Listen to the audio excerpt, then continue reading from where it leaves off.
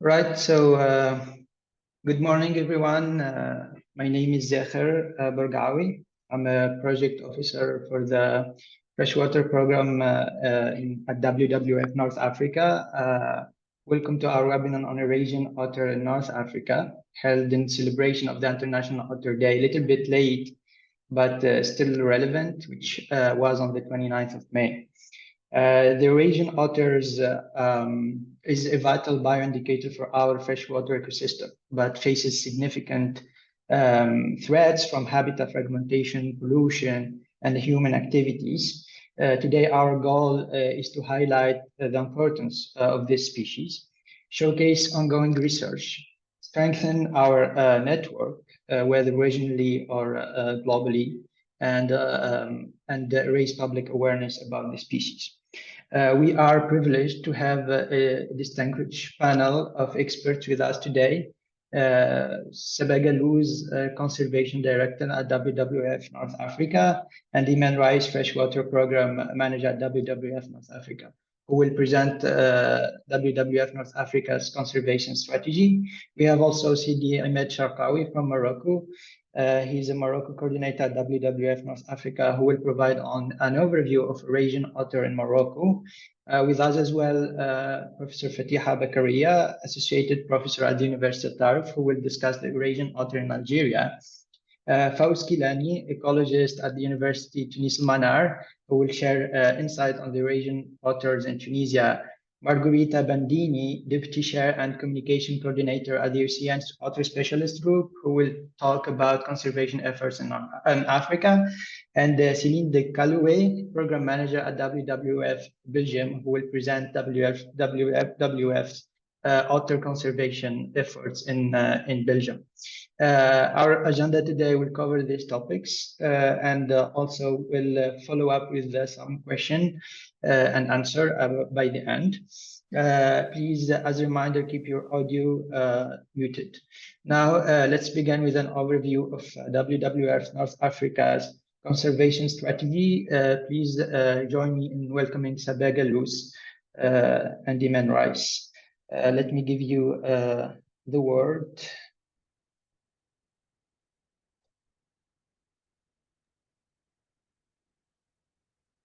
Good morning, everyone. Hello. Welcome, everybody, to this webinar. As you may know, we are WWF, which stands for Worldwide Fund for Nature. For those who are not part of the network, I will say that our organization was created in 1961, and the main mission and the main mission of our organization is creating a world where people live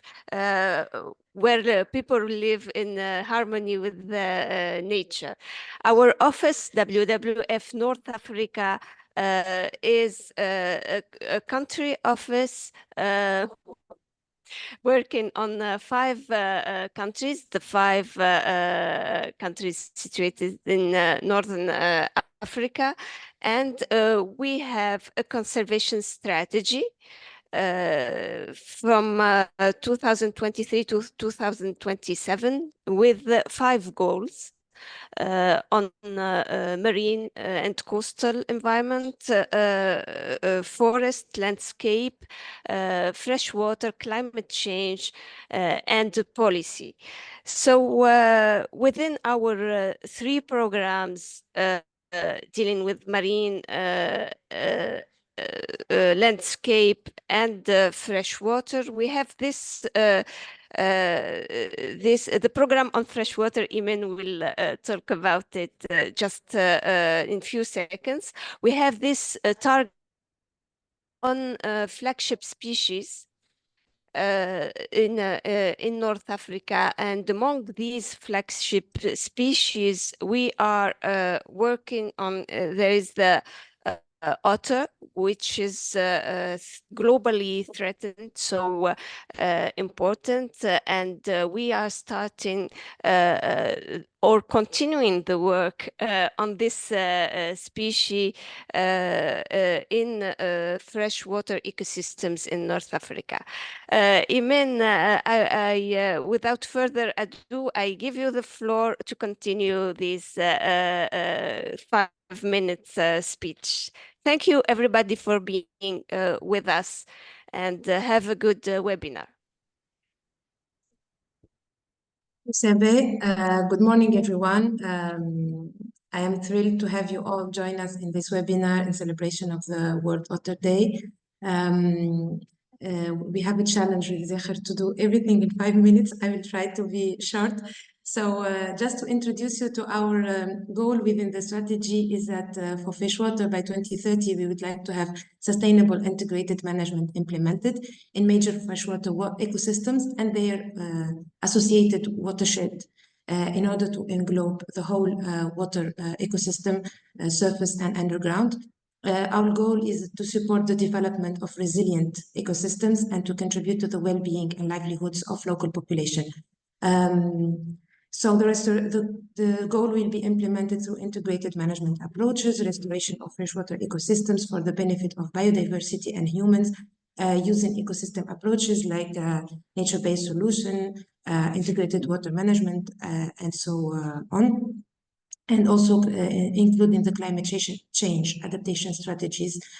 We also work to engage water users, local stakeholders, including local governments, the private sectors, and communities.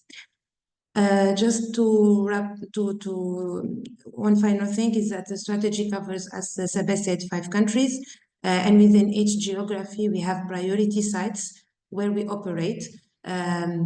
These are our main sites, but we can also work in other areas depending on the context and the opportunities. But we namely work in the Numidian wetland complex in collaboration with the Forestry Department in Algeria, the Cebu, Melouya, and Martil landscapes in collaboration with ANF, so Forests and Water Agency in Morocco, and the Majorda Basin, transboundary Majorda Basin between Algeria and Tunisia in collaboration with the Tunisian Ministry of Environment and Ministry of Agriculture and its associated administrations.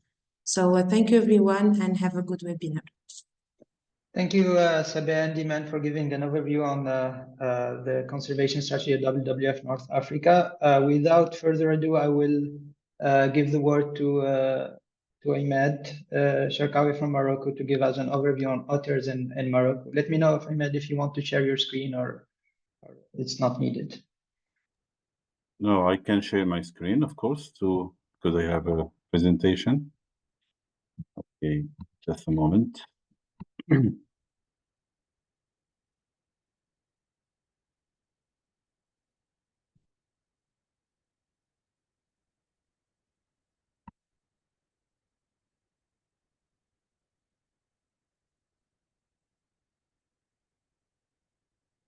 Okay, I mean,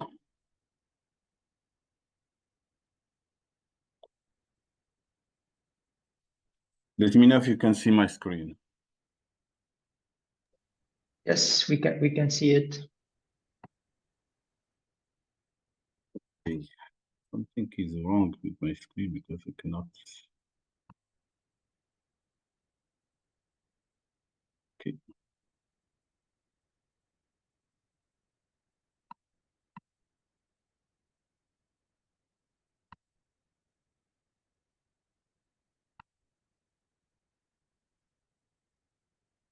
Okay, so yeah, good morning, everyone, and thank you again for these wonderful events about the International Otter Day. Of course, we all know how is important, you know, the conservation of otters for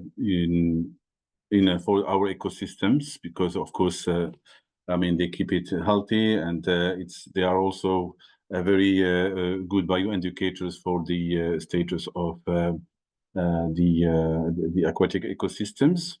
So my presentation will give an overview, as Zakaria says already, about the situation of the otters, the Eurasian otters in Morocco, the current knowledge, and of course, traits and conservation measures so far. So my presentation also will be divided in three sections. The current situation of the regional water in Morocco, the conservation challenges, and of course I will shortly present a case study about the otters' diets in the Afrique National Park, something that we have, of course, studied like 4 years ago. But it's still important, of course, because it is very important, you know, to know how the diet of the species has evolved, you know, since I mean, the last years, especially in the context of the climate change and the drought. So in Morocco, of course, we know already that the otters are, I mean, belong to the family of mustelids. And in Morocco, we have 7 species of mustelids that are living in the country. And of course, they are exhibiting different habitats and behavior regimes, etc. But they are all considered as small predators, very important for the ecosystems and for the balance, of course, they set there. So one of the most widespread species is, of course, the common genets.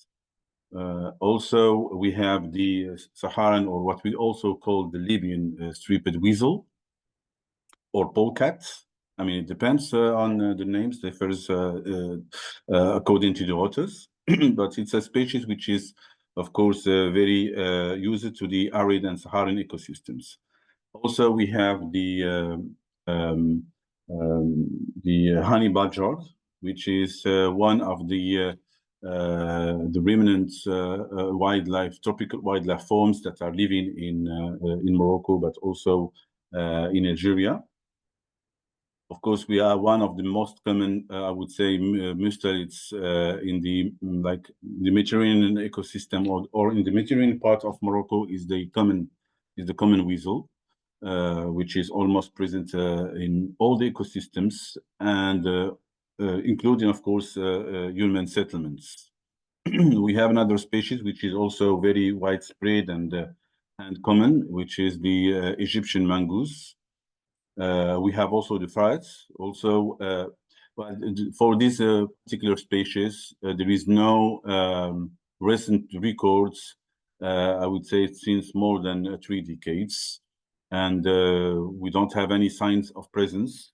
But we believe that it's still present in small areas in the Rif region, so which is in the extreme northwest part of the country.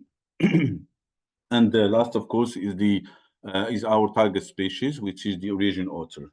So this is the 7th species of mustelid we found in Morocco. And of course, in Morocco, I mean, like in the north of North Africa, the nominative species or subspecies is Loutre angustifrons, described in the end of the 19th century, but also confirmed later on by different authors in the beginning of the 20th century. So, of course, this is the most aquatic of the Moroccan terrestrial mammals. I mean, I would say this is the same situation in the other parts of the Maghreb region. And also it is living or in different habitats, from the natural rivers to, of course, the farming areas, like the human settlements and irrigated crops, especially where the species, of course, can benefit from the irrigation network, because, of course, it is very linked to water bodies. Also, of course, it is living in most of the lakes of the country, from really the edge of the Sahara till, of course, the to the Atlas Mountains. And it has been also found in what we call Gelta, which are the temporary ponds we found at the edge of the Sahara, so between the Great Sahara and the Mediterranean ecosystems. And of course, those Geltas are really shrinking because, of course, of the climate change, which means that, of course, the otters also are becoming very scarce and rare in this particular ecosystems.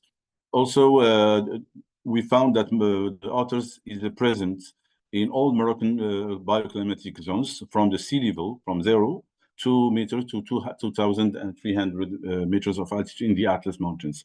And we believe that it's also going more up and to upper areas because of the climate change and the global warming that is really seriously impacting Morocco as the most of the rest of the world.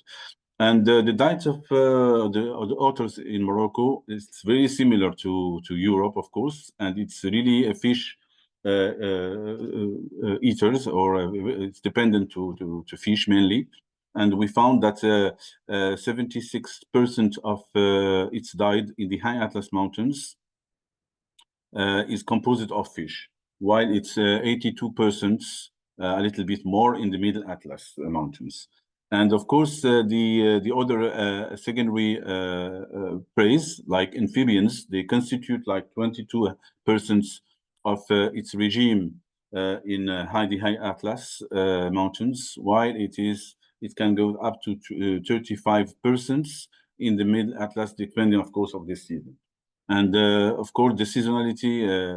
I mean, it can also feed, depending on the season, on snakes, lizards, and other reptiles, but also on birds, especially birds that can also that are using the ponds, like herons and ducks and other species.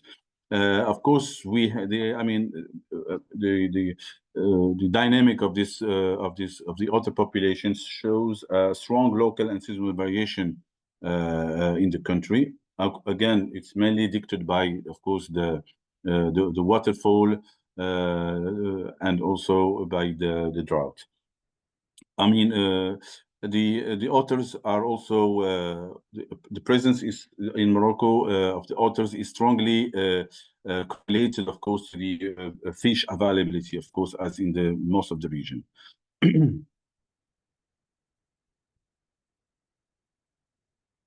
Trying to move.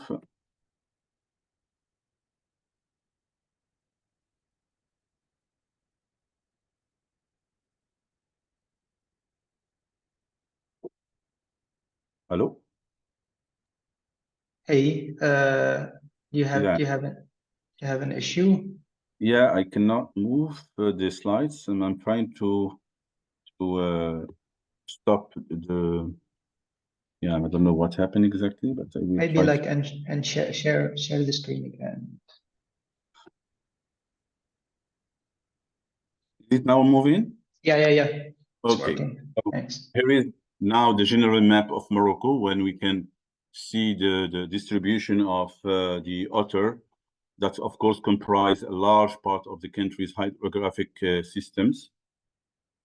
As you can see, the red dots are, related to the occurrence of the otters during the last 2 decades, while the orange dots are where the species were present, but now it's, of course, not present, but from 1981 to 2000, and the green or the light yellow dots is where the species was present in Morocco before 1980, and the white dots where the species is now completely extirpated or extinct or has been disappeared. Like in the extreme south of the country, if you can see my arrow here in this particular part, which is the mouth of the estuary of Sousse River, which is the largest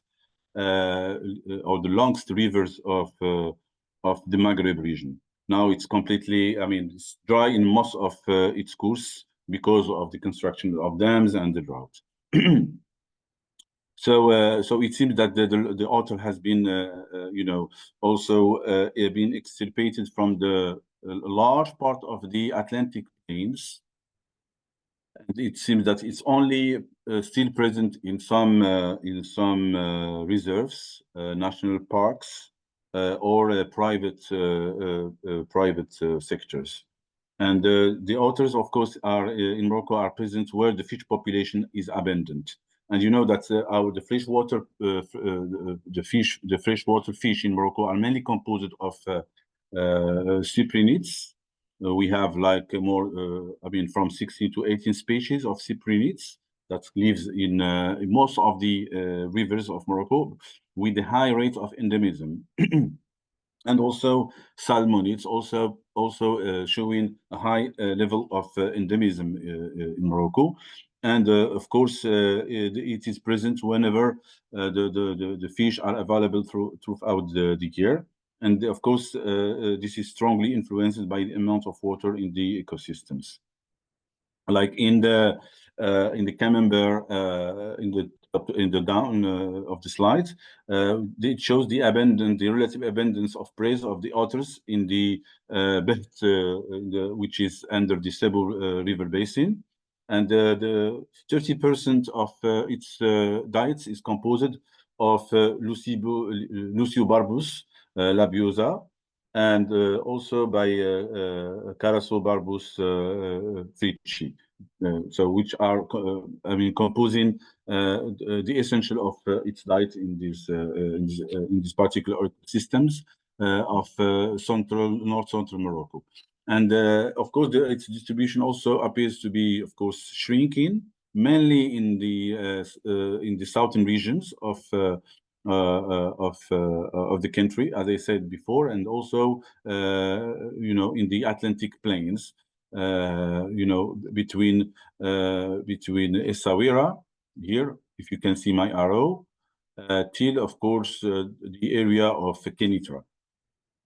And the higher proportion of alternative prey taken in the lower altitude is largely, of course, due to the reduction of fish habitat. So whenever the fish are not available because of some reason, the otters, of course, turn to its amphibians, birds, and reptiles.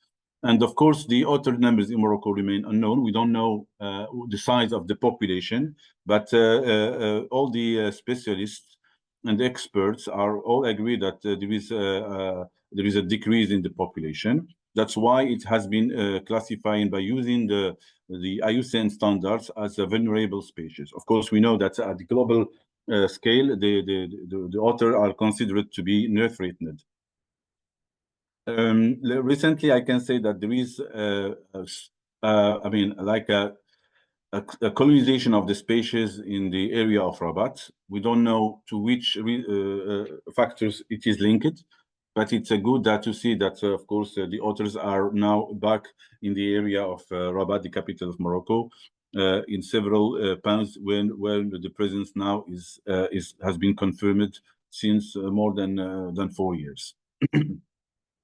And of course, the species is also in Morocco, as most of its biogeographical range, is threatened by habitat loss and degradation. That means, of course, the loss of vegetation and also the suitable ecosystems that the otter prefers for living, and also the habitat fragmentation, especially due to agricultural expansion, the extensive farming, but also to the drought, so which oblige the otters to move from one pond to another pond, and as you can see in the pictures, one of the otters that found killed last year was mainly a roadkill animal, because probably at the night was trying to move from one pond to another, and it got collided by a vehicle.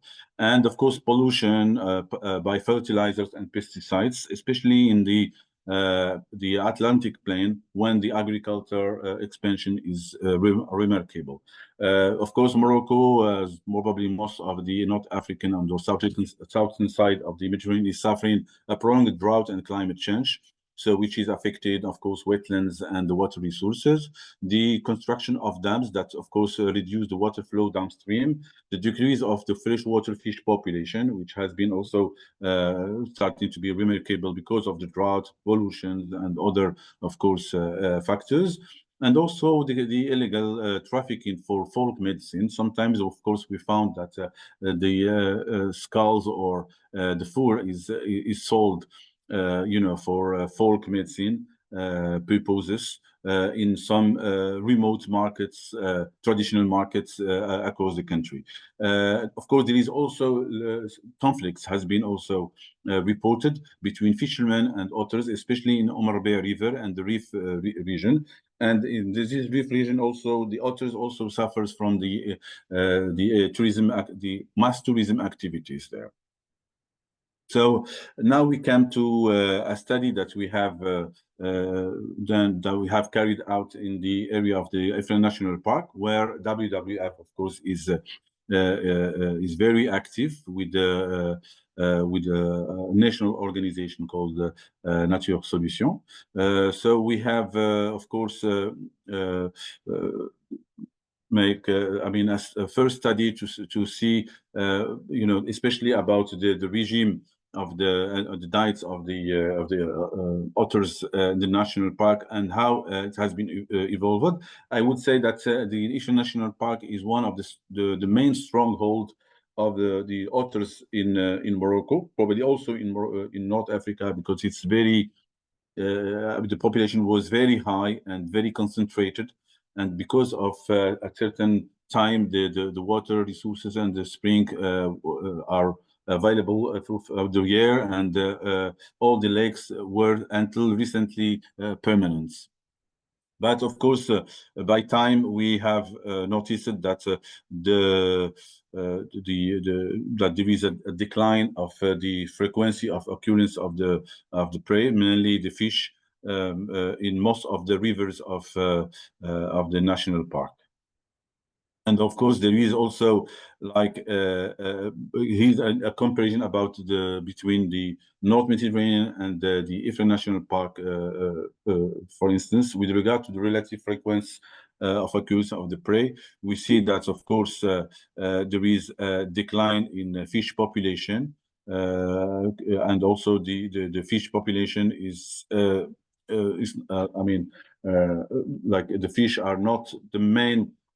I would say it's the main diets of the otters in Afrique National Park, but of course it is not the essential now of its regime, because there is like a new adaptation of these animals to feed on other animals that are not dependent on water, like reptiles, birds, mammals, but also amphibians.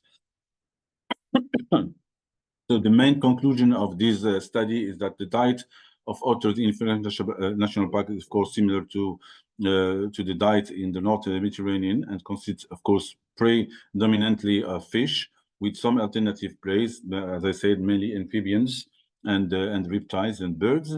There is, of course, a negative impact of water scarcity in the national park that can be identified through its impact on preferred prey fish, because the fish also population is decreasing.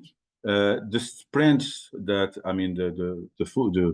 the excrements of the animals contained evidence of alternative prey within the limit of the national park, mainly with amphibians, invertebrate, and reptiles, ranging from 2.5 till 34.6%, which is high for this geographical region, known by the availability of water resources and the freshwater fishes. Also, there is a positive relationship between the quantity of water and the amount of fish in the spring, demonstrating, of course, the importance of water availability for fish.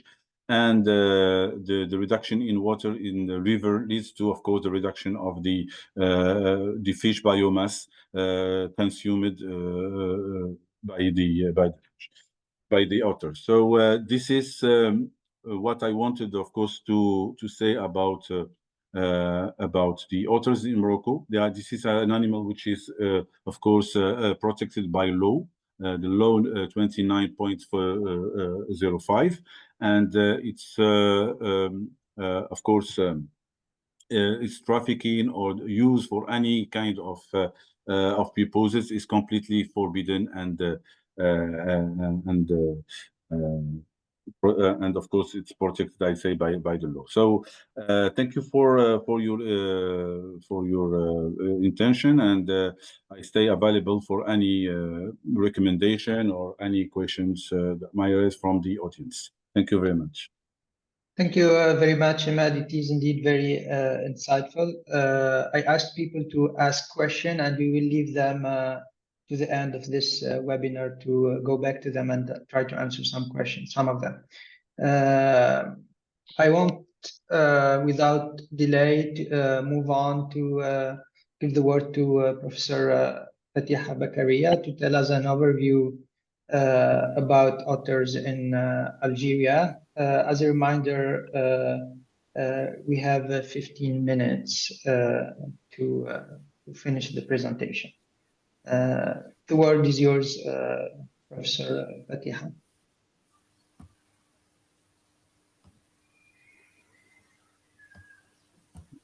Bonjour tout le monde. Bonjour.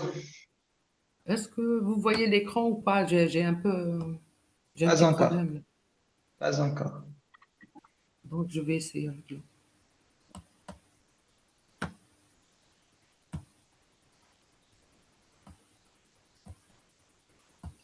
C'est toujours un peu.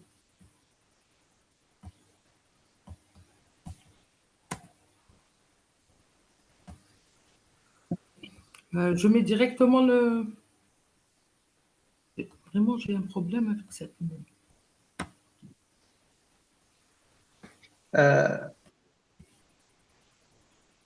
Si vous voulez, vous pouvez nous envoyer la présentation et essayer de la partager si c'est possible. Attendez, je vais... Qu'est-ce que je dois mettre à sélectionner une caméra? Donc c'est ça.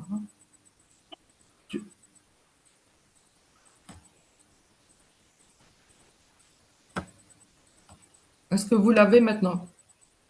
Non, pas encore. Eh bien, il y a un problème quelque part.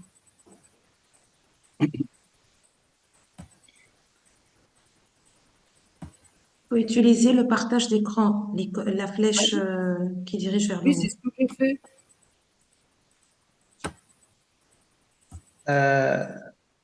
Je pense que, Madame Fatiha, si vous voulez, vous pouvez m'envoyer par email la présentation et Oui. je peux la partager.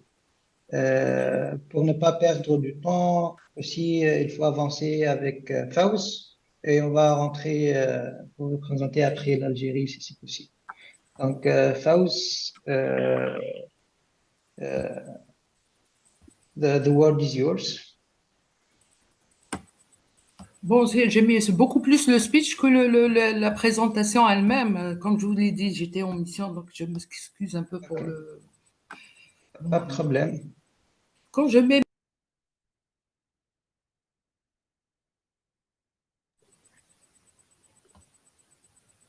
Should I proceed or? Yeah, Faous, please proceed and we will go back to Algeria later. Okay.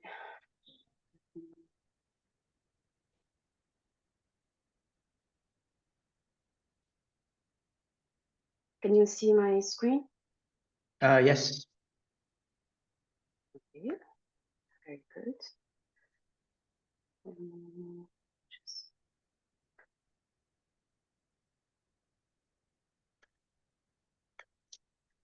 Okay. Good morning again. Thank you for the invitation. I'm glad to be here today to talk about otter in Tunisia. That many of Tunisian people don't know its existence in Tunisia. I used to be like that when I was young. So this is a good opportunity to enhance our knowledge on this species in Tunisia. And I'm going to start with previous work that have been done on this species in this country. And unfortunately, there are some projects that have been done, but we're not aware of. But the main work that we can talk about is the one that has been done by MacDonald and Mason in 1983. They have prospected the northern Tunisia and they worked in 75 localities, and they found 40% of these sites that were positive. They found traces of otter in the watercourses in northern Tunisia. As you can see here, the black dot is indicate the presence of this species. There's isolated population in with Labid at that time. Now we don't know if that does exist in Wed Abid, and the limit of this population is in Wed Maruf near Qayrawan. At that time, they confirmed that Ishkel Lake here in Benzart, it's a really important area for the existence of the species. Unfortunately, now after the constructions of dams that around the lake of Ishkel, it made impossible for the existence of the species because of the salinity of the lake. And they confirmed that the river banks, the riparian vegetations provides cover for the otter, especially during the mating season and when they eat their food. They also found the traces in clean sites according to them. So they assume that this species could be a good indicator of the health of freshwater ecosystem. So, like I said, this is previous work. If you look up for otter in Tunisia, unfortunately, you can't find so much information about it. But in 2020, I had the privilege to work on this species in Nifza region. It's right here in northwest of Tunisia. And we prospected 19 sites along the Sidi Barraq dam that was constructed after the work of Mason and McDonald. And we prospected the main river that lead to this dam. And it's actually a KBA zone. And we did line transect of 300 meters. We couldn't do 600 meters as the standards of UCN, but at least this is the minimum. Let me say this is the minimum distance to confirm the presence of this species, at least. We were lucky to find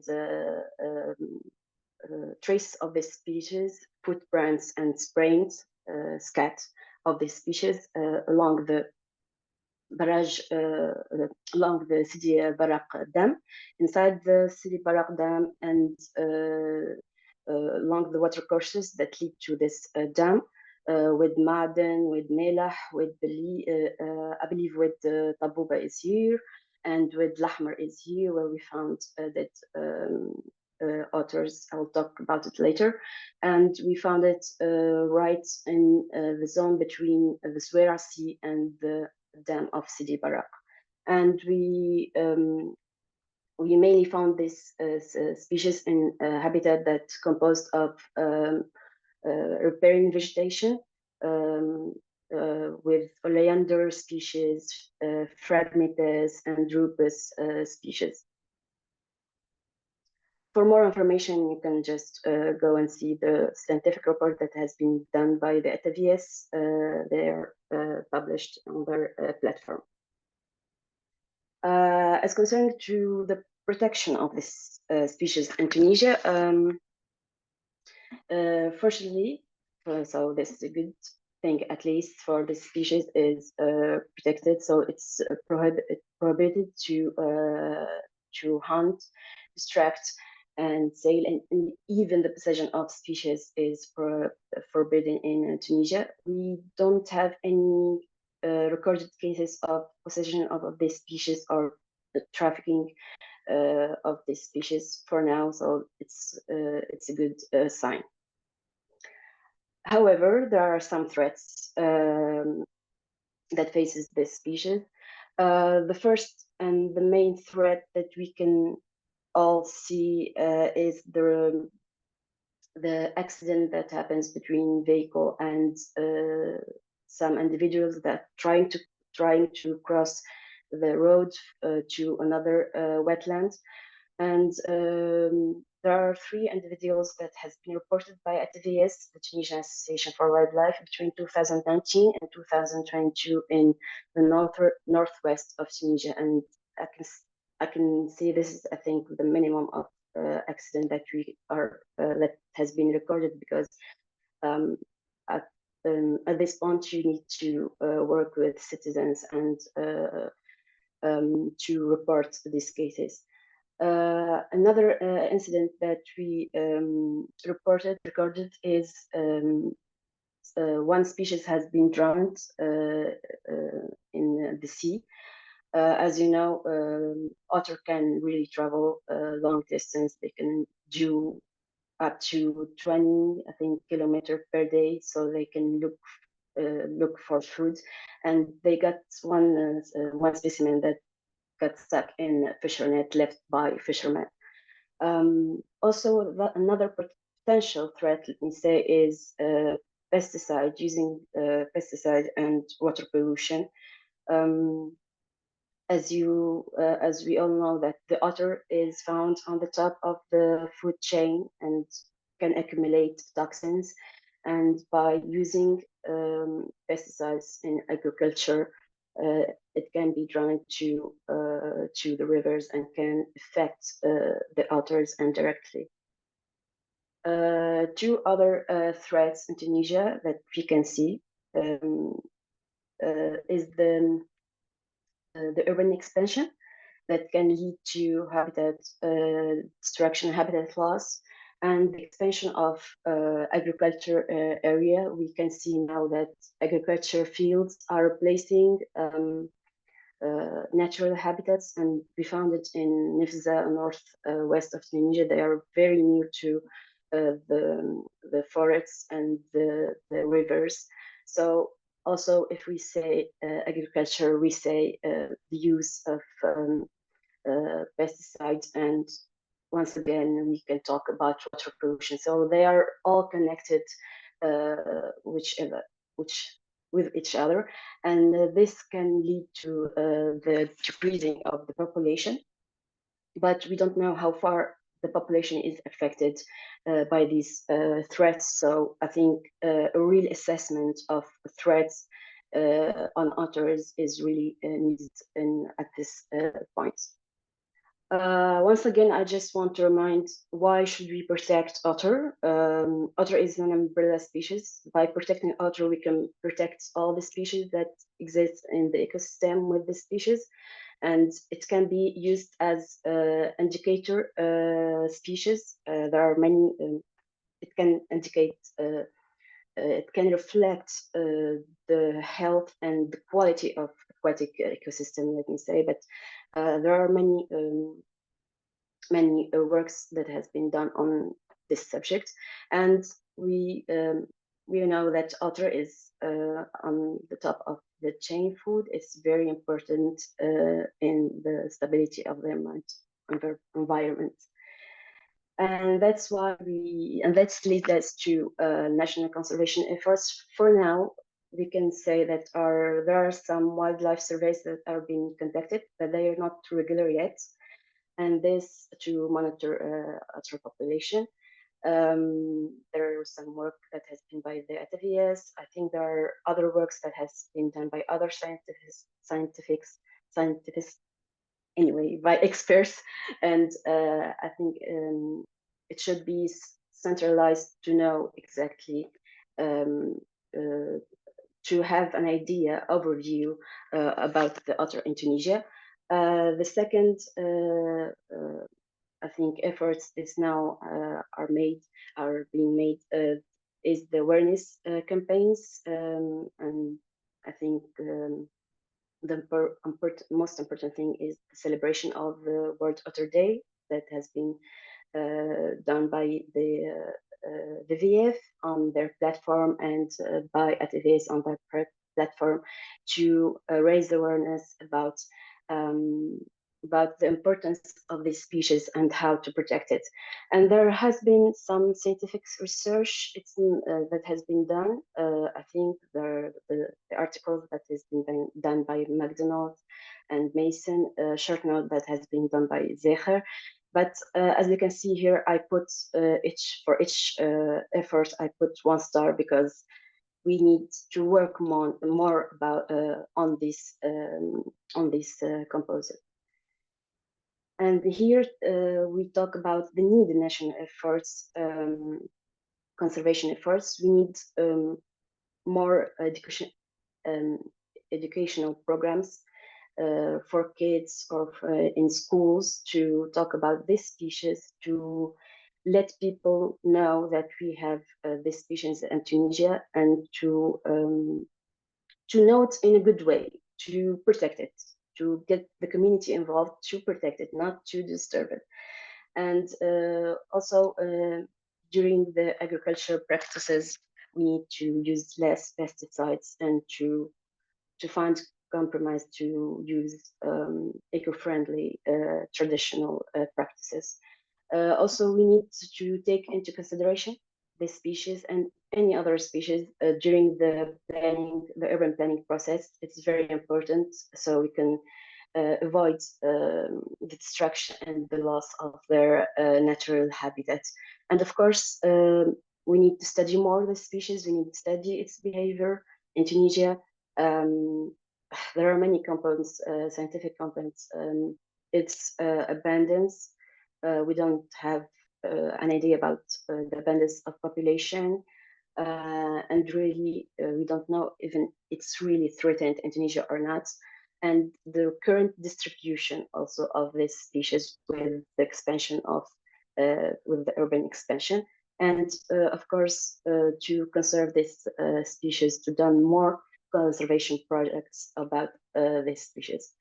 This was all about otter in Tunisia. We need more. There are a lot. We need to work more on this species, definitely, and I hope that everyone works together towards the conservation of this species. Thank you for your attention.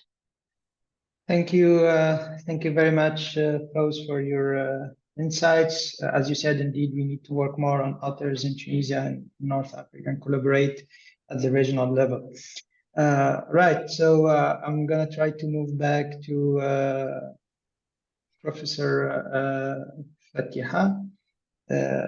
Hopefully she can hear me, and hopefully she can also share her screen. Est-ce qu'elle est partagée ou pas maintenant?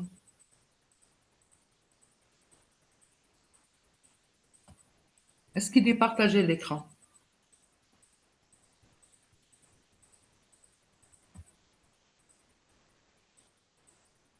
Monsieur Zecher?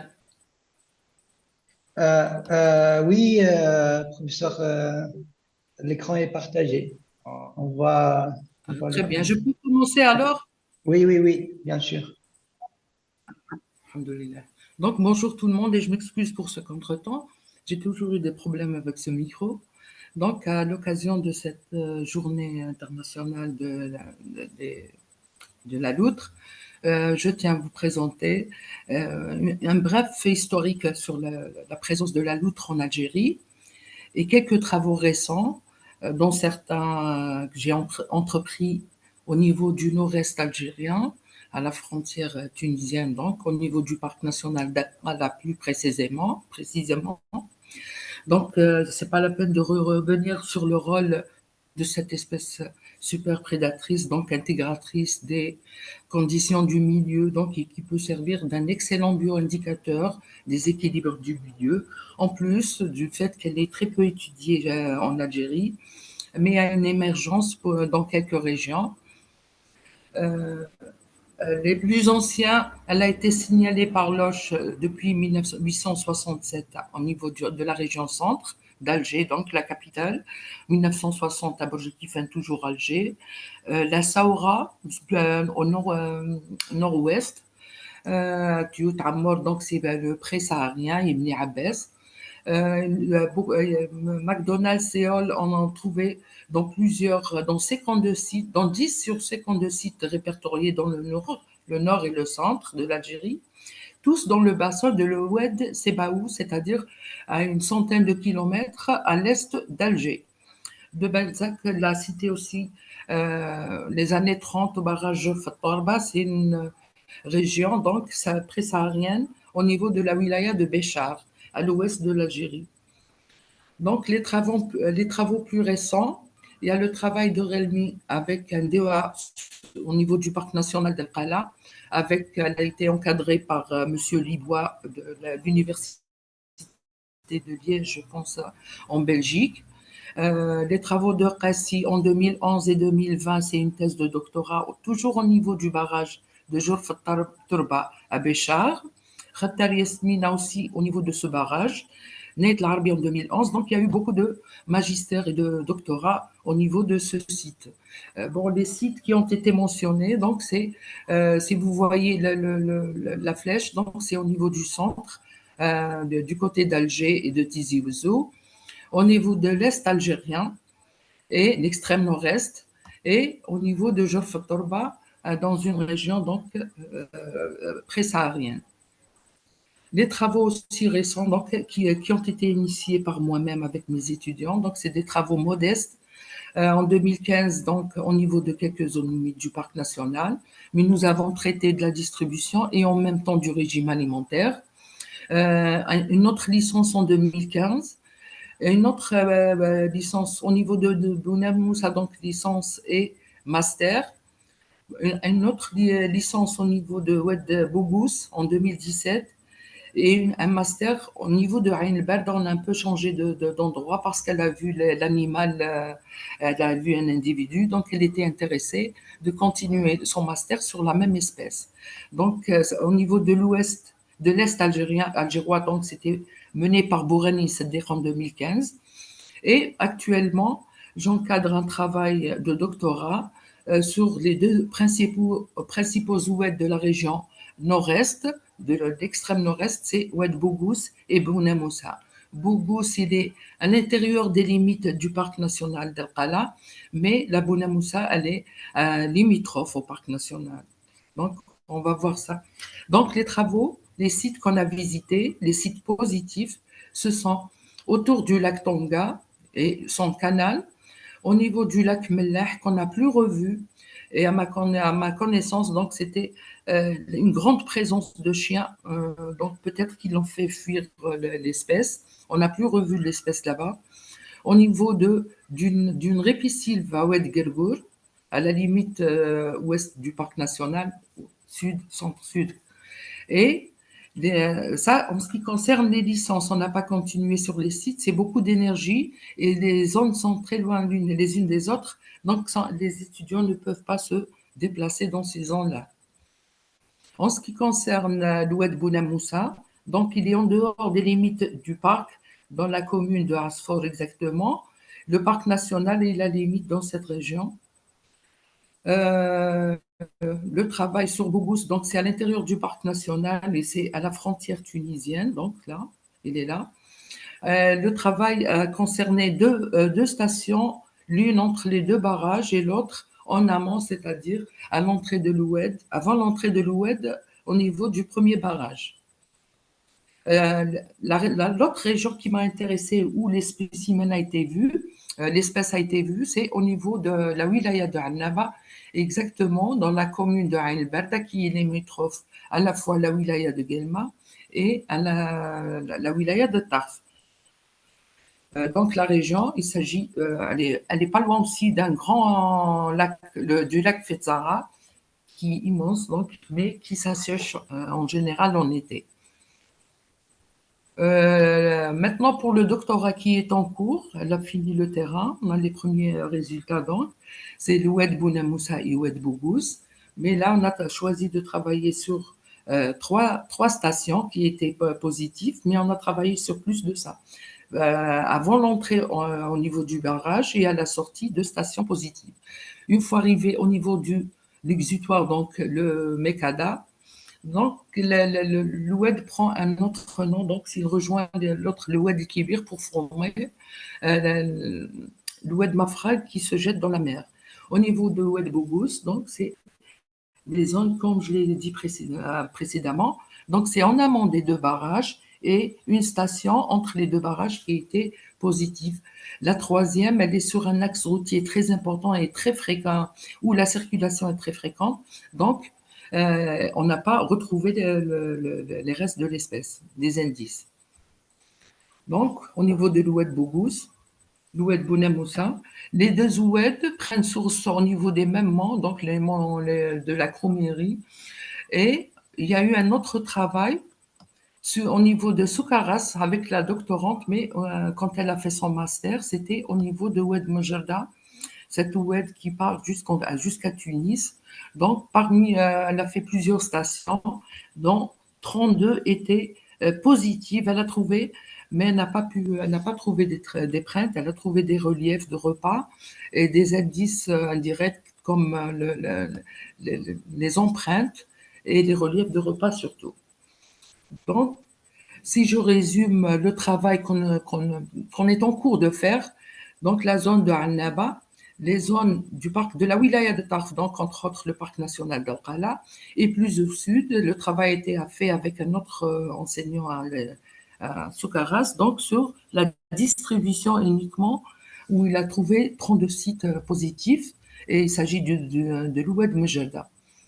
Donc, je ne sais pas si j'ai le temps de... C'est tout ce que j'ai fait pour la distribution. En ce qui concerne le régime, nous avons traité le régime alimentaire, mais dans les régions du parc national où les oueds sont en eau en permanence parce qu'ils sont alimentés par le barrage, il y a toujours une prédominance des poissons. Par contre, pardon, au niveau de Oued Dardara, ici, à Oued Ain Berda, donc, ils sont en vrac, les données, désolé pour la présentation. Au niveau de Oued Dardara, qui s'assèche en été, l'espèce se rabat sur le crabe et beaucoup plus les batraciens qui sont en force, qui sont dominants dans le régime alimentaire. Voilà, je pense qu'on a fait le tour en ce qui concerne le régime alimentaire. Et le travail le plus intéressant de la doctorante, il est en cours, donc. Elle a eu la chance d'identifier les espèces de poissons via les écailles au niveau du laboratoire de Tunis El-Manar, sous l'égide du professeur Nouera, que je remercie vivement. Et le travail continue, on est en cours de préparer un papier sur ça. Bon, les menaces, donc les menaces sont surtout les constructions en cours pour l'autoroute Est-Ouest. Il y a des dérangements par les véhicules. Il y a la qualité des milieux fréquentés qui sont de plus en plus pollués. Voilà, je pense que c'est les problèmes pour tous les pays pour le moment. C'est bon, je pense que j'ai terminé, mais je reste à votre disposition pour les questions. Thank you very much, Professor Fatiha. Good luck to your PhD student, and we're happy to see that you are already collaborating with Tunisian researchers, which is something that we encourage a lot. So without further ado, we will get back to the questions once everyone finished talking. Without further ado, we move on to Margarita from the UCN Specialist Group to tell us about otters conservation in Africa. Hi, everyone. So first of all, thank you so much for inviting me to this and for organizing it. Very interesting. Lots of ideas have already, I've been writing this whole time, like, oh my God, really? And then I have to go to Morocco to see that natural park. What? So for those of you that don't know me, I am the deputy chair of the IUCN Otter Specialist Group. Basically, I do everything that the other researchers cannot do. So I am the networking person. I write to people, I do social media, I try to organize maybe some small meetings, but networking is the most important thing.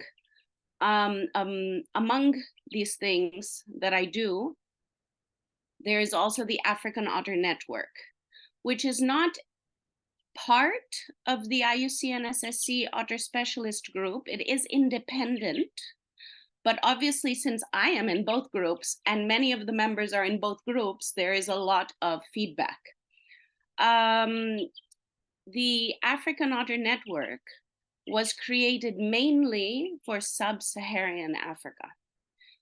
But obviously there is North Africa with an otter there. It's a species of otter in North Africa. And it seems for a very long time, it was neither included in Europe nor in Africa, and it was kind of not present in any of our discussions, which was noticed.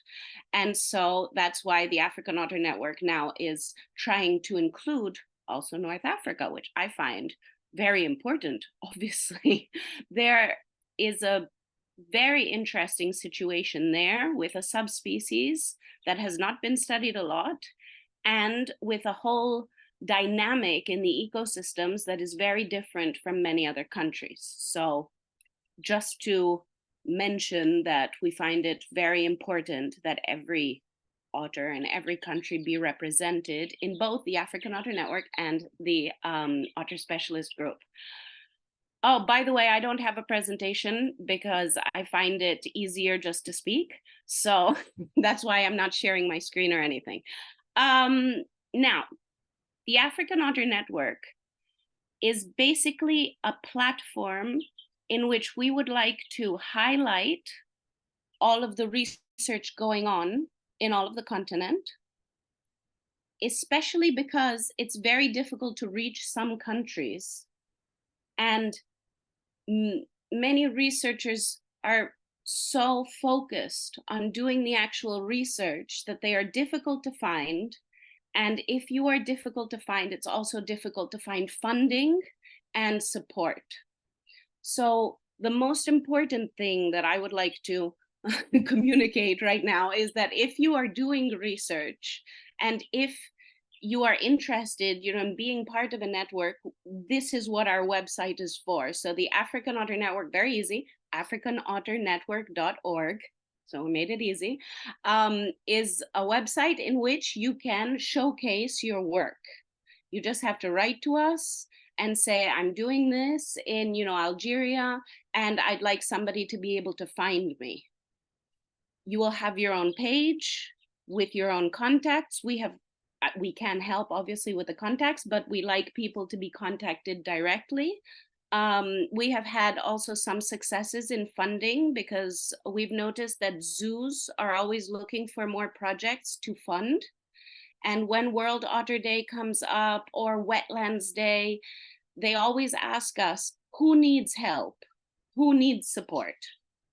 And if we have someone already and we can say, look, for example, now we have a really good researcher in Nigeria who is very motivated and very focused, and he just won 500 euros to continue his research, which is a lot of money. So basically, that is what we would like to help with. Obviously, networking. Regarding networking, the African Otter Network is good, but the IUCN Otter Specialist Group is also good. To join the Otter Specialist Group, you just need to be someone that is working for otters. You don't have to have a PhD. You don't need to be a professor. You can be a student. You can be someone that is raising awareness in your area and has a very strong, enthusiasm for otters. So we don't like to exclude people. We're more inclusive. It's obviously free, so there's no paying included. We don't ask for any money. And it's a very good place to ask for advice, for articles, for other people's opinions. Now we're developing a new task force, which could be interesting because it's going to be about otter field signs. So tracking, sprains, camera traps, but also eDNA, because eDNA is very important right now. I don't know if everybody is familiar, but it's basically getting a sample of water and analyzing the DNA that is present in that environment, so eDNA. It is going very well in Southeast Asia to detect the hairy-nosed otter, very, very elusive species. So they're using that to detect the hairy-nosed otter. And it could be good also in places where it's very difficult to physically find an otter track. So we're developing that. Again, being a member of the OSG is very relaxed. We have a very healthy environment where basically people ask for help and whoever can help helps. And then, you know, you get discounts for conferences and things, which is also nice. Also a good point. What else did I want to say? Yes. We also have a growing website, which is called ottered.com. I'm going to put it here in the chat, ottered.com. It has lots of educational material that you can use and download for free. So there are lots of things for children, but we are now improving and getting things for young adults also and teenagers, all regarding otters. They are translated in a few languages, but now I am in contact with these great researchers that are in the Mesopotamian marshes, so between Iran and Iraq. And I have a contact who is a translator who is going to translate everything in Arabic. So yay. So I can't do that myself, but I think by the end of the summer, we will also have all the material in Arabic, which is great. And this can be used for anything you want. You don't need to ask permission. You just download it, print it, use it, and we are so happy. You can also ask us to modify things. There are some, for example, I'm just using this as an example. There are some coloring sheets that have different species of animals, including an otter. If you need a different species because in your ecosystem that doesn't exist, or if you want something to be removed, again, just write to us and we will do what we can to help. So that is also something that I really wanted to mention. There are resources to help otter researchers. Whatever you may be doing, I see that there are lots of people today, so very exciting. Again, so many people that have joined us, so yay. What else? I am looking at my list of things to say, and I think I have said everything that is relevant to the case. I obviously have basically no knowledge on things happening in North Africa because I know that you are doing things, but I am also here to learn today. So I cannot speak about that concretely. I have lots of questions to ask you all individually after this is over. So be aware that I will be sending you emails. And I'm just going to add my email to the chat. If anybody here wants to contact me for anything otter related, please feel free to do it.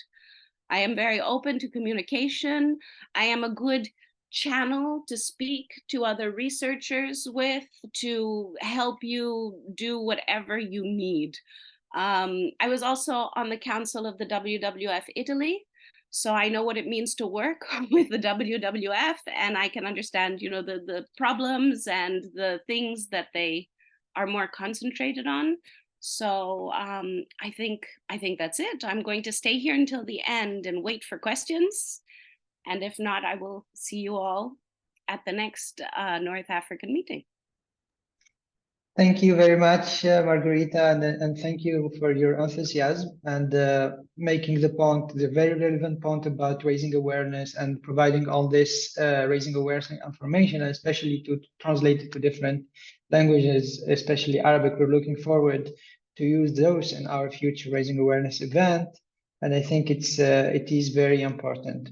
Also for the African Otter Network, I shared the link, and I think it's a great way to showcase your work and find other researchers. And as you said, otters sometimes have very elusive lifestyle and a large home range, therefore the necessity to collaborate on a larger scale. So without further ado, I move on to give the word to Celine to give us more insight about otters conservation in Belgium and the work that WWF Belgium is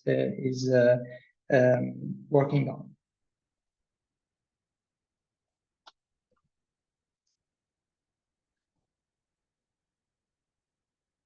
No. Okay. Hello, everybody, and thank you for giving me the opportunity to speak today. I'm going to talk about Belgium. So it's obviously not North America, but still it's the same species. So I think it's always interesting to look a bit more far. Let me share my screen.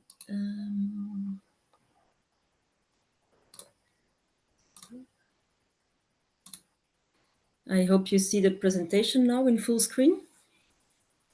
Yes, we can see it, I believe. Okay. So I just wanted to make sure Belgium, we are obviously in Western Europe. We are a small country. We are a lowland country with quite a lot of rivers.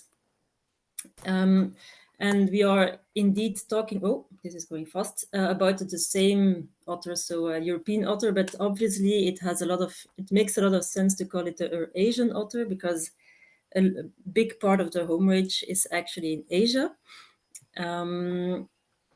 But in Belgium, so where we come from is actually almost every little river or watershed had otters. So you can see Professor Libois, which is the same as our colleague from Tunisia, I think, mentioned, did a lot of monitoring in the past. And well, from otters everywhere, we actually ended up with some potential otters in the 90s in the south of the country and nothing in the north of the country. I think we all know, but it's interesting to always go back to why otters disappeared. Obviously, they were heavily hunted. In Belgium, there was a big bounty system, so you got money from the government if you could bring otters dead, because it was seen as a threat for the fisheries. Otter was legally protected in the 70s, but then we started to have massive habitat destruction, canalizing the rivers and everything, and this led to a massive fish stock decrease. Like in the 70s, 80s, beginning of the 90s, you could see like dead fish in the rivers. It was a normal thing to see. And it has been mentioned today as well, the otter is a top predator and is bioaccumulating a lot of toxic elements. And in particular in Western Europe, I'm not so sure about North Africa. It would be interesting to hear from you later. In particular in Western Europe, Belgium, the Netherlands, Germany, UK as well, the PCBs and the heavy metals actually were the last major threat and made that the little populations actually totally disappeared. So PCBs are a big issue in Western Europe. But today, 2024, there is new hope because actually, so the otter was almost declined, almost disappeared in Belgium since 2014. So it has been 10 years now. We have some more sightings. And you can see that in Western Europe, actually, the populations are increasing. And I was happy to put those arrows as if all the populations are leading to Belgium. But the reasons for the increase is, first of all, of course, the legal protection. Also, there has been some quite big restoration efforts in some places, and they really lead to success. So where we did restoration, the water quality increased and thus the fish stock as well. And there has been reintroduction projects, especially in the Netherlands. My next slides will talk about that. But we did also some research with universities some years ago to identify what are today the biggest challenges in Belgium. And these are the fish quantity. So we estimate that an otter needs 90 kilograms per hectare of fish. The most of our water bodies don't have that. But also the fish quality. I will talk about that later. The degraded and fragmented habitats. Belgium is one of the most fragmented countries of Europe. And this means a lot. There are so many roads, there is so many residential and industrial areas, intensive agriculture. So it's really a very challenging country to work in. Traffic is a very important one. And then the new pollutants, they are of course linked to the quality of the fish. I will talk about that later as well. But first of all, for us, this is the Netherlands, so it's our neighboring country in the north. In 88, the otter got extinct there, but the Dutch people are often very dynamic and a bit before on Belgians, and they started doing reintroductions with specimens, especially from Belarus. And they reintroduced in total a bit more than 40 otters. And their aim, so they introduced it in the best areas, which is in the north of the country, and they realized that they were spreading and going more and more south in the direction of Belgium. Their aim was to have 450 individuals, and then they would stop the reintroduction because they estimate that it's enough for the population to be sustainable and grow on itself. Important to mention is indeed there is a big growth, like 20% per year, but there's also a very, very high lethal accidents in traffic, and it's estimated that 25% of the population dies every year in traffic. So it's huge. It's huge. It's especially young individuals in search of a new habitat, territorium. So Flanders, it's the north of Belgium. This really shows how the otter population increased thanks to the Netherlands. And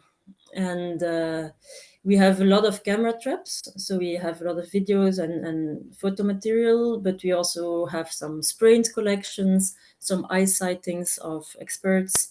We work with eDNA as well, and now and then we can have tracks that are for sure otter, especially in the snow. You can see very beautiful tracks, or in the mud alongside the rivers. In the south of the country, there's a bit of a question mark. We are not so sure about the actual presence of otters, because this is an example of a river stretch, the Semois, in which we work with WWF. There has been some research with eDNA showcasing presence of otters. 100% sure at least 3 spots, and most likely present at 4 spots. But on all these spots, we actually have so many camera traps, but with people really like following them very closely, and there has been no single sighting of otter. So after 3 days of camera trapping, 3,000 days of camera trapping, no images of otter, we really wonder how trustworthy this eDNA research is. It's an open question. We don't know, but we have some doubts. Another eDNA study for all the major river basins of Wallonia has been executed, in which they state that most of them have otters, but we have no sightings at all. So voila, we are just questioning these methods, and it's either we don't put the camera traps on the right place, either the eDNA has to be a bit professionalized. Then the conservation efforts of WWF Belgium, to identify what we need to do. Of course, we need to identify what the otter needs, and we have been putting together these ecological needs of the species. So it lives in large areas, as you all know. It depends on the ecosystem, but in Belgian ecosystems, an individual needs 1,500 to 2,000 hectares of semi-aquatic habitat. sufficient fish. Yeah, here I put 150, but now we say that 90 kilogram per hectare should be enough. Clean water, PCBs and heavy metals as the biggest pollutants. Large riparian vegetation, super important, and then avoiding the heavy traffic and disturbance. At WWF Belgium, we do quite a lot for the otter, but I will just focus on an international project that we just started this year, and then some actions that we do to support the national park. Because in general, we work a lot with a policy to support the species action plan, and we sometimes fund scientific research, or we help them in identifying where to do some monitoring or research. This is a European financed project, Interreg project, between Flanders and the Netherlands. So you can see in red the square where we operate. It's really on the border between the two countries. It starts this year. It's a 3 million euro project, and it's a work with 16 partners. And the aim is to restore the migration corridors for the European otter between Flanders and the Netherlands, basically to reinforce the possibility of the European otter to go from the north of the Netherlands towards Belgium. So this is a map with it has to be a bit fine-tuned, but with roughly where we see the migration corridors. It's based on actual presence of otter and some ecological needs. And the purple spots are the spots where we will be doing major habitat restoration, and the red spots are the places where we'll be working on infrastructure, and mainly on defragmentation of this infrastructure. So monitoring the otter presence, we do this with scientists, but mainly now with some volunteers. This is one of the little videos. We're always very happy. I mean, there are so many videos, and sometimes when you have one of otter, this is an interaction with a fox. And it's interesting because we can learn. Yeah, it's very beautiful. We learn how different species interact, and we can see how curious the fox is towards this new species in his ecosystem.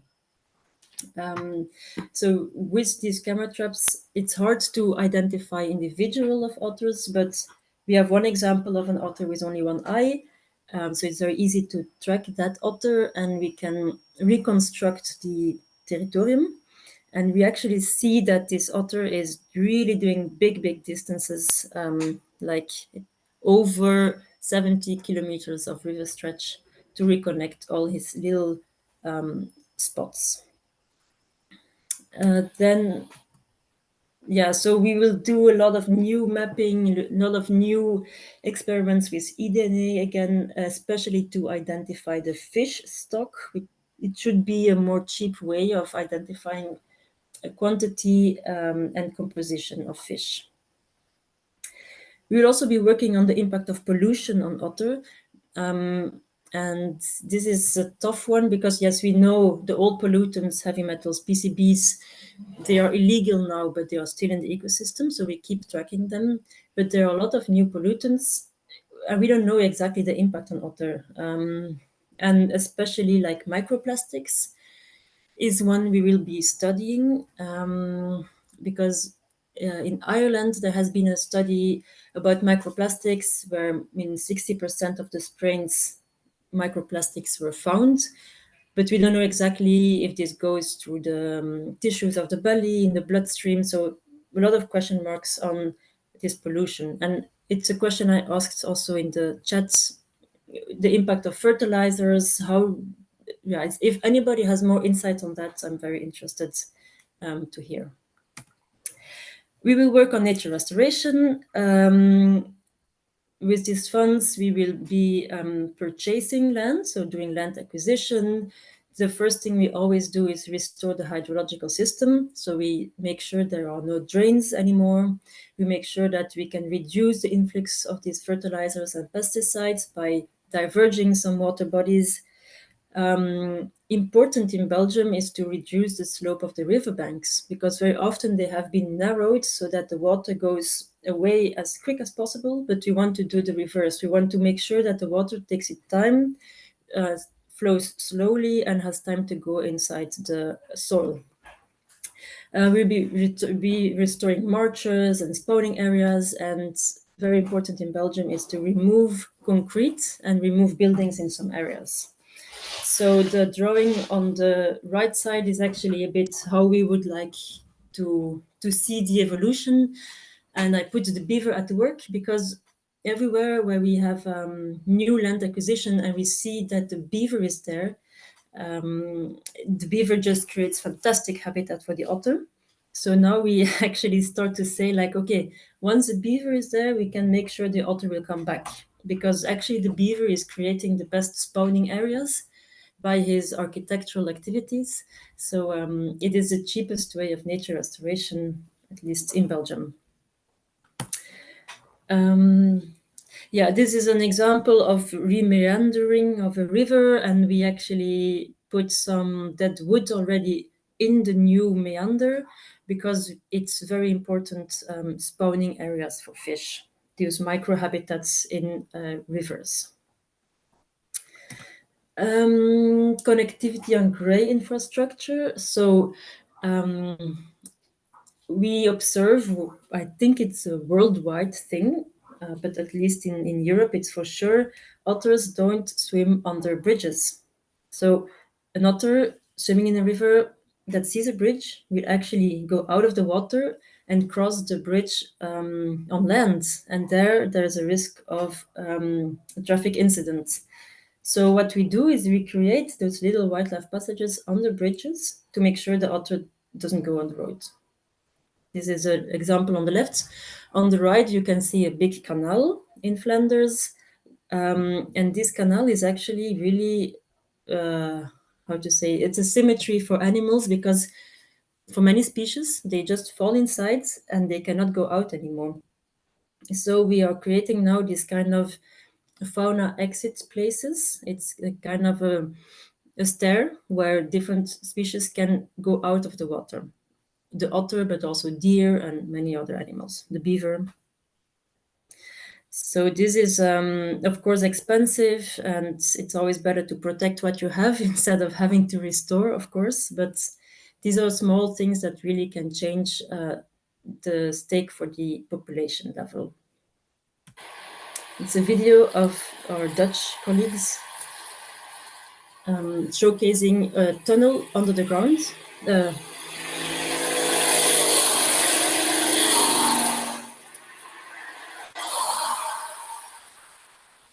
So you can hear the cars that just, yeah, I mean, this would have been a traffic incident if there was not this little tunnel. So this is a Dutch example, and we learn a lot from the Dutch on technicalities about these little tunnels, like they need to be dry, they need to be of a certain diameter, and so on. So then we come to the capacity building. So these 3 years, we will be doing a lot on capacity building, obviously learning from the Dutch, working with professionals, like especially on land and water managers. So we actually, in Belgium, we say the otter is a semi-aquatic species. So we focus a lot on the river and the water, but also on the land. We'll be working with specific stakeholders and the broad public. I will just have another slide for this. So yeah, we'll be creating some guidelines for managers in 2025, and I will obviously invite you guys. We will have an international otter conference in Belgium. We do a lot of site visits between the Netherlands and Belgium to learn from each other. For specific stakeholders, the main thing is to avoid unnatural mortality due to those fishing nets, and also poisoning for other species, but the otter also can eat the poison. We will be trying out some otter-proof fencing for the fish producers, because otter can actually really go in conflict with fish producers. So basically the fencing will be electric fencing. So it's a trial, it's pilot phase, let's see. Yeah, then we will make some policy recommendations as well. For the broad public, we will do a lot of activities the coming 3 years, guided walks, events, we will create educational packages, and organize a river cleanup. So the river cleanup is, well, it's actually now, so it's an open call for schools to subscribe for a competition to remove garbage from the rivers. And the school that removed the most garbage will get a concert at school. So voilà, it's for children, but it's a way of doing some educational work. On the right side, you see it's a mobile exposition. So it's an expo that is very easy to settle up and settle down. And it is actually now traveling along the major river in Belgium. Different locations are renting the expo, and a lot of visitors come, and then it goes to a next place. And basically, well, it tells everything a bit about the otter, what the species, but the habitat and the challenges. So yeah, with some games, so people tend to appreciate it. Another example is the National Park Vallée de la Semois. This is in the south of the country. It's a new national park since last year, so a lot of new activities and restoration measures are to be settled up. It's 30,000 hectares along like one of the most beautiful rivers of Belgium. And well, yeah, we use a lot of the otter as a flagship species for water habitats because, of course, it's a top predator. It has a very big territorium and so on, but you know this. These are, by the way, beautiful drawings from a Dutch partner who is very open for using. So if any of you are not familiar with these images, I would recommend using it because the large public really appreciates it. Yeah, and they're just really beautiful to showcase the umbrella aspects of the species. Basically, what we'll be doing in the Semois, it's a bit the same as in Flanders. It's restoration of riverbanks, wetlands, islands, spawning grounds, removal of obstacles is a very important one. Even a little dam of 50 centimeters is sometimes too much for fish. So we will really be working especially on very little dams. Yeah, and then a specific one is the forest ponds. The forest ponds in the south of the country are a very quick way of increasing biodiversity in forests. This is a bit a specific thing, the blue network in forests. This is an example of a spawning area that has been restored. The aim was to have a 20% fish increase by 2026. It's just a very concrete example. Another concrete example is exotic plants, removing the Himalayan balsam in this case. We do this with students on 100 kilometers of riverside because it's very invasive and you just see a decline of fauna and flora of the riverbanks. And there is no study that really showcases a direct impact of otter, but obviously if the prey decreases, the predator decreases. It's very straightforward. Okay, well, this was actually my presentation. It's a last video of an otter on a beaver track. So you see that the otter is actually very scared of something, and this something is a huge beaver. So thank you for listening, and feel free to reach out in case of any questions. Thank you very much, Steve, for the presentation of the amazing video. It's kind of funny that the otter is scared of the beaver, while beaver are just trying to help with creating the best ecosystem for them.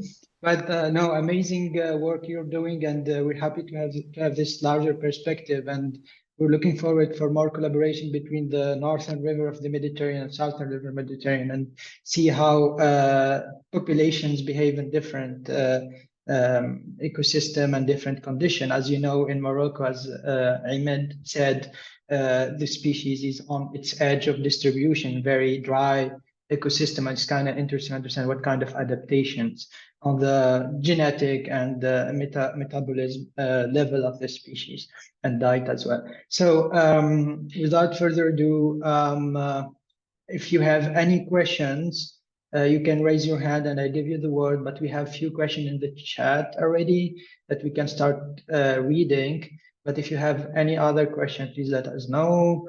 I'll start with the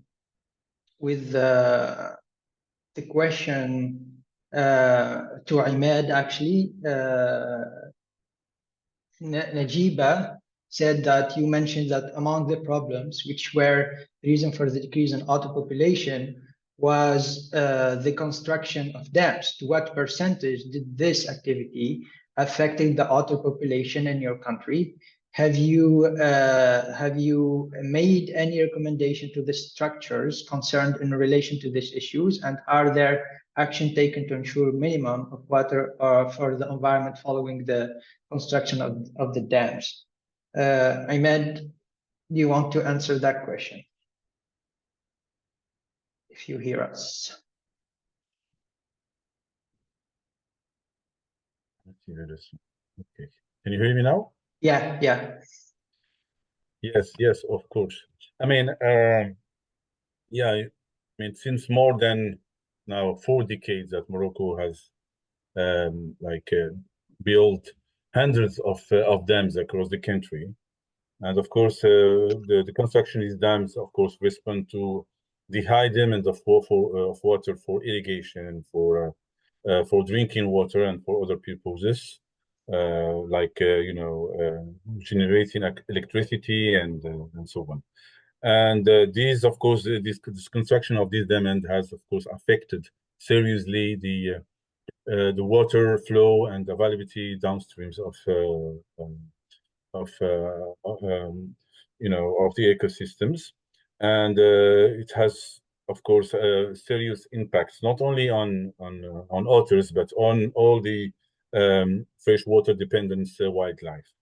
For instance, aloza, one of the most iconic freshwater fish of the country, has disappeared around the 1980s. And more than 400 families was economically dependent of these migratory fish. Now that it has been disappeared, of course, as a consequence, of course, of the construction of dams. And there is no, I would say, study that has targeted the impact of dams on specifically on otters.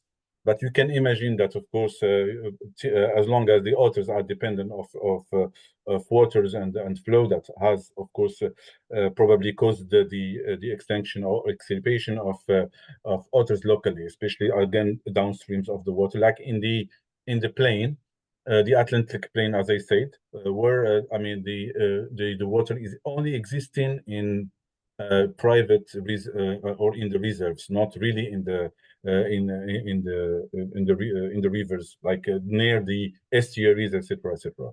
Although we have, as I said, noticed that there is a slight increase of the otters around Rabat. We don't know why exactly. I mean, now researchers are working that to explain why now suddenly the otters have now reappeared in this area, most particularly. Anyway, so I said that there is no study to quantify the impact of dams on the otters, but definitely dams and reservoirs are one of the big impacts. And WWF has worked with the water basin, Cebu Water Basin Agency since 2007. And there is a discussion on how we can, of course, restore ecosystem, but also how the ecological flow of these different at the level of the Cebu Basin can really be restored, so that wildlife can benefit from the ecological water flow. But this discussion, of course, has been now somehow been adopted at the different levels, but still there is no I would say, especially in most of the dams of Morocco, there is no ecological flow. So that now the discussion is whether it's now time to really to restore this flow and benefit the ecosystem that has been damaged due to this, and probably that in the near future the otters can be rehabilitated in areas that has been restored like that. So WWF now is working seriously on this aspect with the Moroccan government, namely the agency, the Cebu River Agency, and this also experience should be also replicated to other river basins, and we are now studying whether it is possible also to replicate those restoration measures in Melouia. In Melouia River, especially near the estuaries, where there is also a very nice population of otters there and other river basins in the northwest of Morocco. Thank you, Ahmed, for the very elaborated answer. I'm gonna for now leave Margarita and Fawz's questions for a little bit later to put forward our participant questions. We have one question from Fawzi Ma'mouri, who said, in Tunisia, do you have any geographic distribution of the species after MacDonald and Manson in 1983? I believe this question is oriented to Fawz, if you want to answer. Yes, like I said, the current distribution, we don't have many information about the current distribution after Mason and MacDonald. There's a need for assessment to see its existence, especially the isolated population of Wed Abid. The population of Wed Majorda also needs to be assessed. But the thing that I can say that we have now is its distribution around the KBA of Nefsa. That's the only recent work that we have for now. Thank you, Fawz, for the answer. Since we have Professor Mohammed Salah Ramdan raising his hand, I'm going to give him the word to ask his question. Thank you. Thank you, Hello. everybody. Hello, Professor. I'm Salah Hamdan. I'm professor at the National Institute of Agricultural Science in Tunisia. Thank you for organizing this webinar. I want to thank Fawz for Tunisian presentation. But I have to add that further to the review of MacDonald and Mason in 1983, we have started a monitoring program joint between WWF Tunisia, our institute, and the Institute of Forestry of Tunisia. And during the whole year 2002, we have made prospection of 13 sites in the northern part of Tunisia, in Kromeri area. And we found trace, fingerprint, and some, let's say, dropping of otter in 8 sites from the 11 that MacDonald said in his work. And from this 8 sites, we have sampling, and we have made analysis in laboratory. We have defined, especially, for example, for the diet regime, that the freshwater crab, Potamo algeriensis, and the common barbel are the most prey of otter in this area. And we have also made some maps of the distribution of otter in all this area, from the Algerian frontier to Ishkel, where, as Fawz said, that there is no trace for the moment of the otter in Ishkel Lagoon. So this data maybe that are available in the WWF, of course, because the report is done with the let's say with the starting from idea from WWF Tunisia in this time, and the report is presented as engineering degree report of a student from ESP Tabarka. Thank you. Thank you very much, Professor Mohamed Salah, for the more detailed information about otters in Tunisia. We will try to go back and look for this report, hopefully to gain more insight on the research work that has been done in Tunisia. Thank you very much. If I may, and move on to the next question from Ruqayya, asking, are there any current group of research tackling the topic of otters in Tunisia, or any planned future project, and I can join as a student? If you want to answer that question, Fawaz, go ahead.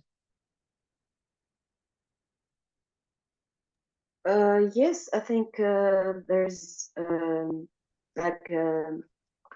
Si Mohamed Salah, he does work on the otter. I didn't know that.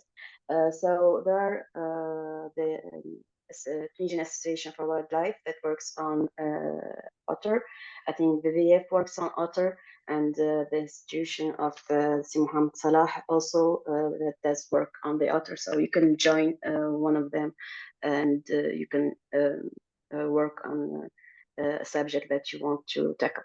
Yes, there are a group. Yeah. We have another question, I believe, from Hania. She's asking, is there any researchers working on the genetic and health status of otters population? Because as I can see, the conducted research are almost about the ecological and nutritional situation. Is there anyone who wants to answer that question for the North African panelist? Maybe Professor Ahmed, since you mentioned the subspecies, I believe in Morocco.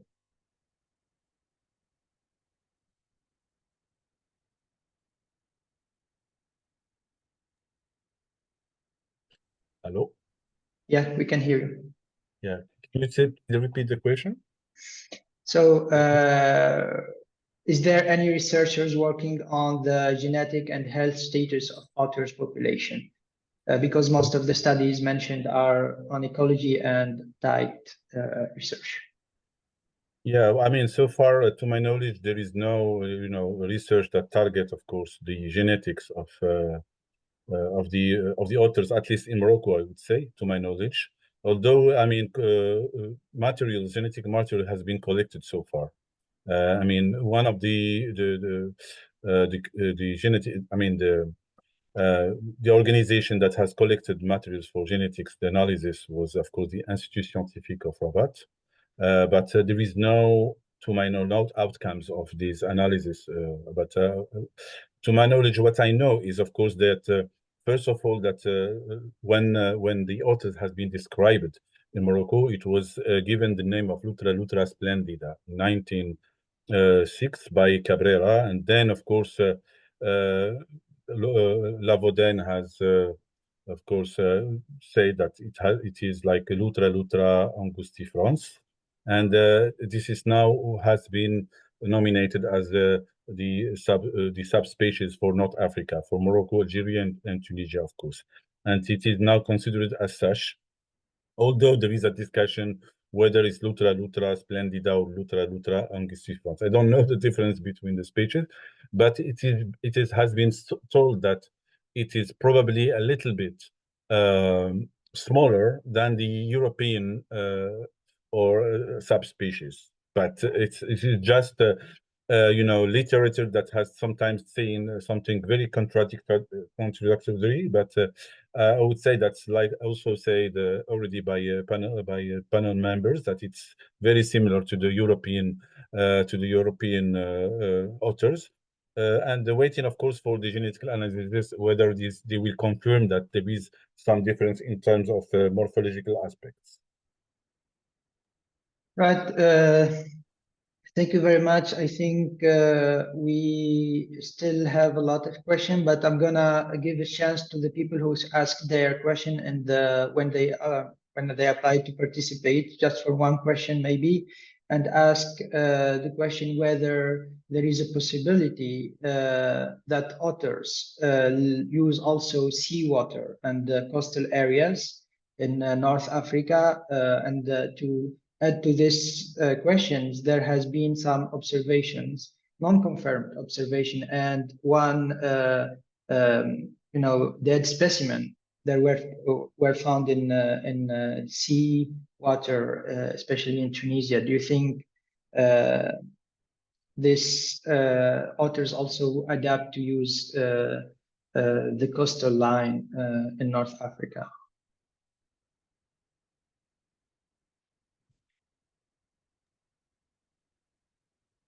One minute. Okay. Yeah, I mean, I think there is one population that has now is becoming resident in the Bay of Malaga in southern Spain, in the Bay of Tarifa, sorry. So, and this population is now seen to be also using the marine water, the coastal water of Tarifa.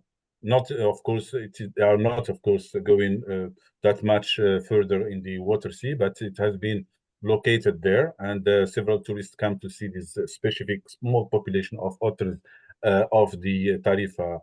And there is, to my knowledge, there is one record of otters at the estuary of Wedlow, which is also in a small, a river that, of course, exits at the Mediterranean Sea. And last year, there is two otters that has been seen in the marina of Rabat and Saleh. And it's only a few hundreds meters away from the sea. And in this part of the river, it's completely salt. It's not even not brackish. It's really salt because of the drought that the water coming from downstreams, the upstreams is very slow, while the tide of the is taking more importance in the detriment of the fresh water. So it's completely salt, and maybe it's a new adaptation of otters. With the salty water. All right, thank you very much. Before leaving the webinar, because I think we are a little bit behind the schedule, I'm going to give the word, I believe, to Professor Mohammed Salah, if he has any question or information to add. I want just to add that in Tunisia in 2008, we have seen the otter in the downstream of the barrage of Sidi Barraq, and this zone is more or less linked to the sea, especially during the winter. And maybe we can make a link between this population in the downstream of the dam with the Mediterranean Sea. Thank you. Yeah, thank you very much, Professor. With that, I want to conclude our webinar. I hope that this was an opportunity to have a better insight on otters in North Africa, and I hope that we can build on this network to further advance our conservation work on the species, whether on its global distribution or where we still have a gap of knowledge like North Africa, and try to do more advanced research on the populations like genetic studies or behavior studies and other similar work. With that, I want to say also that we're sorry that we couldn't answer all questions, but I'm going to try to share this record with all the participants, along with the contacts of panelists. If you have any question, you can reach out to them directly and ask your question. I hope they will find the time to answer. With that, I wish you all a good day, and until see you again, I hope have a good afternoon. Bye. Thank you. Bye-bye.